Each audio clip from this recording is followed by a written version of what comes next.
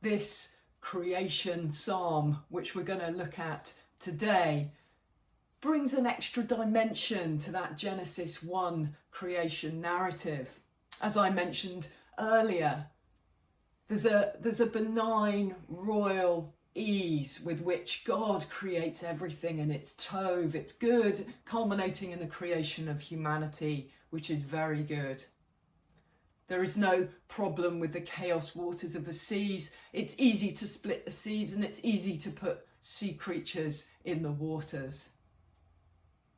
However, when we come to this psalm today, we see a direct critique of the rise of Marduk, the Babylonian god, who has to break Tiamat in that creation narrative account of the founding of Babylon, in the way that this God, the God of the Hebrew Bible, breaks the sea monster in order to establish creative order in the land. We see another side to the creation process, that this is one who can overcome chaos with creative, abundant order, for whom chaos is not the last word, who can create a world suitable for human flourishing.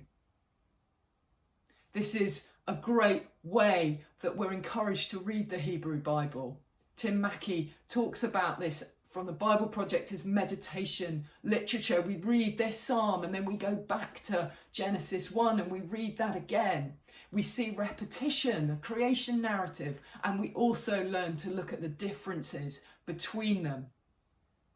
And we learn that when all's said and done, however much evil and chaos there is in the world, there is an ease with which Yahweh can overcome and simply create. The battle in Genesis 1 is hardly worth mentioning at all. With 10 words, he speaks the created order into being.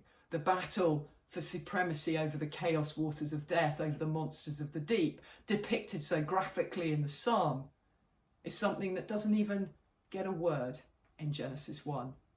This retains and remains not just an encouragement for the Jewish community in the diaspora under Persia, under Greece, under Rome, but for anyone oppressed today, wondering if God can come through and break those chaos waters of death and destruction and establish a new creation with royal ease where everything is good and humanity in particular is very good.